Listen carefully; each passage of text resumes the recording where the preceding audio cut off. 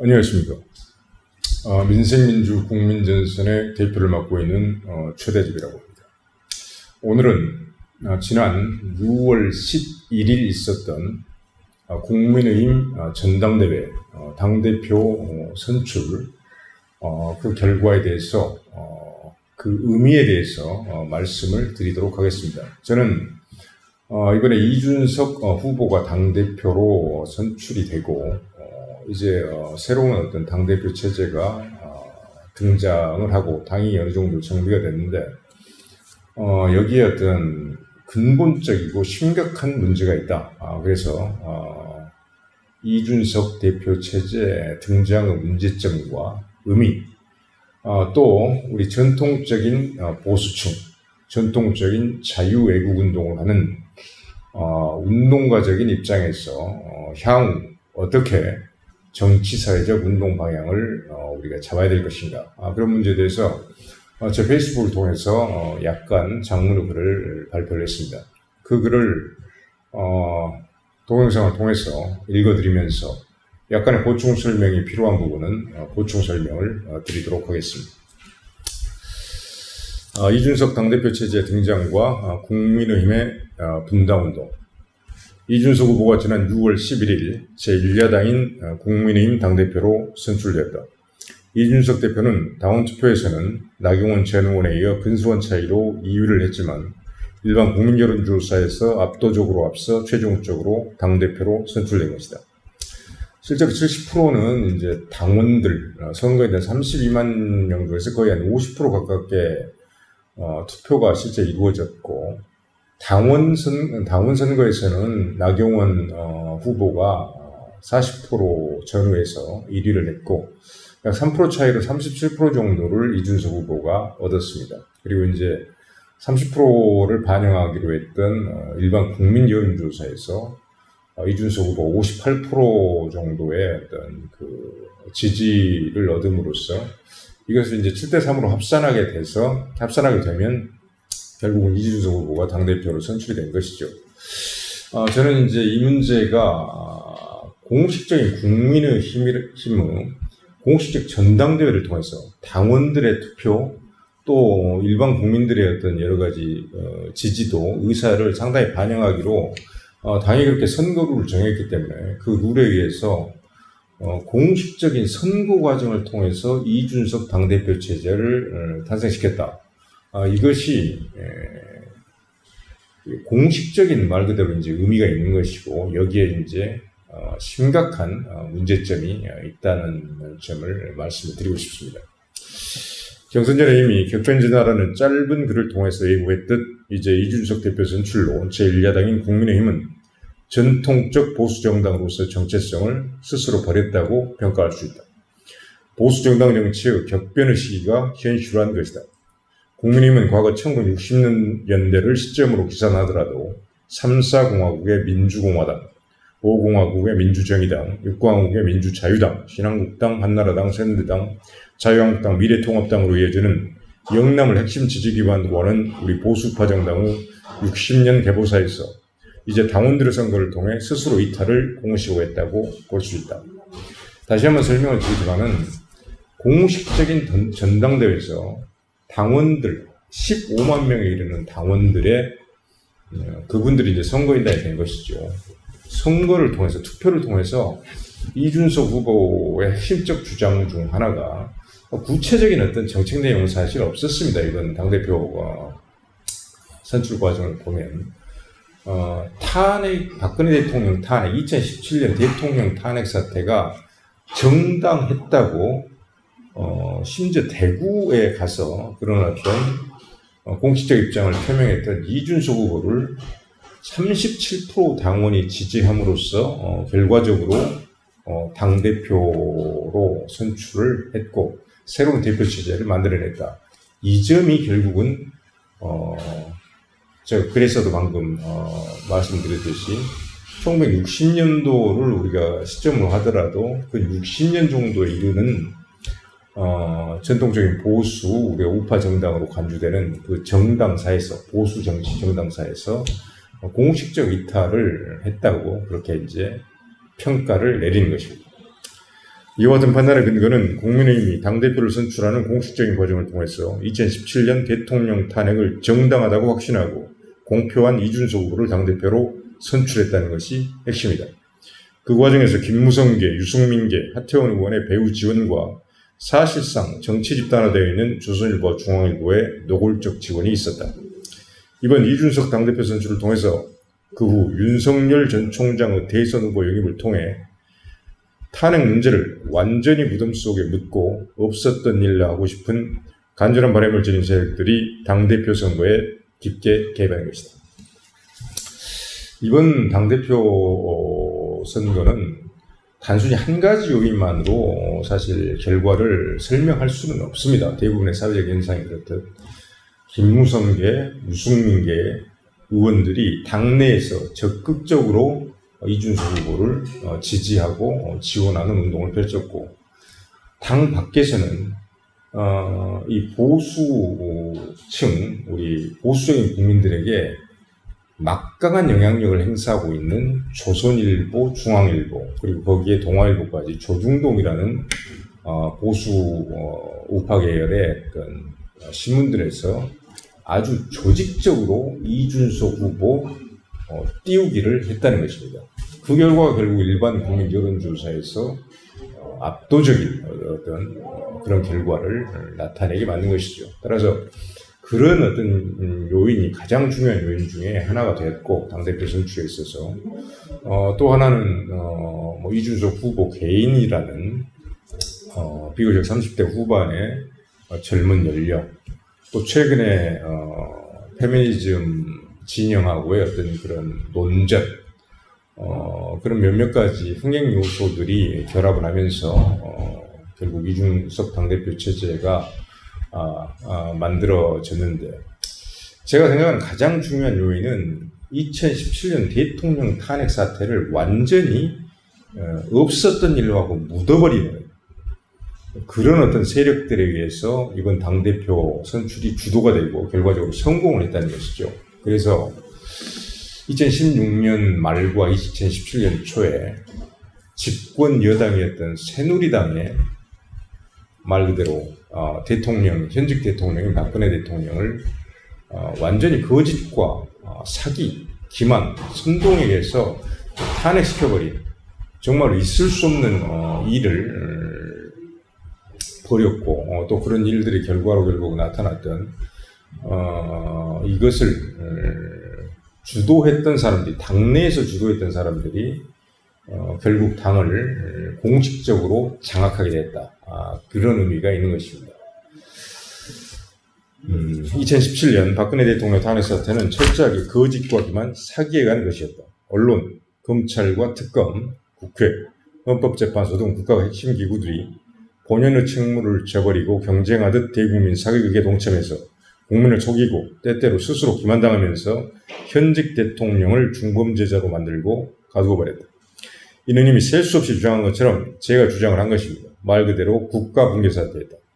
현직 대통령이 무참하게 권력에서 제거당하는 것을 보면서 이제 우리 국민 누구라도 언론은 기만과 선동, 검찰의 범죄 조작과 기소, 재판부 거짓에 기반한 살인적 판결, 국회의 거짓에 기반한 정치 선동과 정적 제거 공작 등에서 자유로울 수 없다는 것이 부정할 수 없는 현실이 되어버렸다.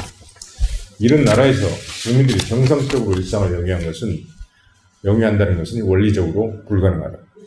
자유민주주의 제도 역시 근본에서 파괴되었고 회복 불가능한 피해를 입었다. 그래서 2017년 대통령 탄핵 사태는 대한민국 국가체제 붕괴 사태였고, 이 대한민국 국가체제가 붕괴되었던 탄핵 사태를 정당한 것으로 간주하고서 어떠한 정치사회적 가치, 원칙을 말하는 것은 불가능한 것이 되었다. 가치와 원칙, 즉 사상투쟁을 제대로 할 수 없는 정치 세력이 무슨 보수며 우파며 가치와 원칙, 즉 사상에 근거한 유미한 정치 세력이 되겠는 겁니다. 다시 한번 말하지만 2017년 탄핵 사태를 바로잡지 않고서는 우리 대한민국의 역사적 전진은 불가능하다. 이미 2016년, 2017년 당시에도 그랬고, 그 후에 여러 진실을 추구하는 언론인과 사회운동가, 극소수 정치인들이 계속해서 노력한 바, 이미 2021년 지금에 와서는 2017년 대통령 탄핵 사태가 철저한 완전한 거짓과 사기, 기만과 선동에 의한 것이었다는 것이 다 드러나 있습니다. 완전히 잘못된 것이었습니다. 그 진실을 바로 잡아야 되고 그와 관련해서 피해를 입었던 모든 사람은 박근혜 대통령을 비롯해서 정당한 명예회복이 이루어져야 되는 것입니다. 그런데 이러한 어떤 탄핵을 정당한 것이었다고 지금 이 시점에 이르러서도 주장하는 사람을 탄핵 주도 세력들이 중심이 돼서 탄핵 주도 언론들이 중심이 돼서 사실상 그 부분에는 상당한 어떤 역시 이번에도 조작과 선동 이런 어떤 것들이 깊게 개입했다고 볼 수가 있습니다. 바로 이 문제 때문에 제가 최근에 60년간 우리 보수파 정당사에서 국민의힘이 이탈을 공식화했다고 보는 것입니다. 2017년 대통령 탄핵 사태를 정당한 것으로 생각하는 그 정치 세력이 문재인 정권 비판과 대정권 투쟁, 그리고 2022년 20대 대선 투쟁과 정권 교체를 정당하게 수행하는 것도 사실상 불가능하다고 봐야 한다. 탄핵 사태를 정당하다고 보는 것은 그 결과로 탄생한 문재인 정권이 정당하다는 것이고, 이는 문재인 정권의 반대한민국성과 여적성, 이적성, 사회주의적 속성을 우리나라에서 존재할 수 있고 또 존재해야 하는 정치적 한 수권 세력의 사관과 사상으로 인정한다는 의미가 됩니다. 문재인 정권, 제가 이 문제를 탄핵 정당화 세력이 이번에 국민의힘의 당권을 장악을 하면서 당대표 체제를 구축했다는 것은 바로 탄핵이 정당했다고 주장하는 것은 그 결과로 2017년 5월 대선에서 탄생한 문재인 정권이 정당했다는 것이고, 문재인 정권의 근본적인 어떤 잘못된 역사관, 반대한민국적인 역사관, 그들의 북한에 대한 여적성과 이적성, 그리고 사회주의적인 그런 성격을 근본에서 부정하고 비판하기가 어렵다는 것입니다. 그래서 이 세력들은 이 문재인 정권, 이런 어떤 친북, 종북, 좌파, 사회주의 어떤 정권과 결국은 또 경쟁을 하고 공존을 해야 된다. 이런 주장의 귀결로 나아갈 수밖에 없다는 것입니다. 이것은 이런 어떤 인식으로는 우리 정치 현실, 우리 국가적 위기를 절대로 타개 나갈 수 없다는 점을 말씀을 드리겠습니다. 문재인과 그 정권의 핵심 세력들은 선거를 통해서 국가 최고 정치 권력을 주고받고 할 수 있는 그런 정치 세력이 아니라는 점을 분명히 한다. 이들은 2022년 대선과 대선 이후를 통해서 우리 대한민국에서 완전히 소멸되어야 될 정치 세력이다. 즉 분쇄와 절멸의 대상이라는 것이다. 탄핵 정당화 세력들은 당연히 그 귀결로 이 문재인 세력과 공존과 경쟁을 주장할 것이다. 이는 우리 정치 현실을 극히 피상적으로 인식하는 것으로 우리가 처한 국가의 총체적 위기 상황을 이런 분열적 정신과 안일한 인식으로는 절대로 극복해 나갈 수가 없다. 이들과는 물론 선구라는 과정을 통해서 이들과 대결을 해야 되겠지만은 본질적 속성은 전쟁, 투쟁적인 성격입니다. 이들과 공존과 경쟁을 해서 이번에 정권을 교체하고 다음에 또 이들에게 정권을 내주고 이렇게 할 수 있는 성격이 아니라는 것이죠. 제가 분명히 말씀드렸듯이 이들은 적어도 우리 정치계, 정치권에서는 완전히 소멸되고 퇴출돼야 돼. 다시는 등장하지 못하게 그렇게 만들어야 돼. 그런 의지를 가지고 우리가 선거와 그 선거 이후에 적극적인 강력한 투쟁을 해야 될 그런 대상이라는 점, 그런 점을 말씀드리겠습니다. 2022년 정권교체를 통해서 보수파 정치 세력들은 문재인 정권의 완전한 종식, 2017년 사기 탄핵 사태 해결, 코로나19로 인한 사회위기의 극복, 망국적 정책들의 폐기 처분과 대안적 정책들의 신속한 시행, 북핵과 북한 인권 등 안보 위기의 타개, 미국, 일본 등 외교안보 정상화 등 막중한 역사적 과업을 지니고 있다.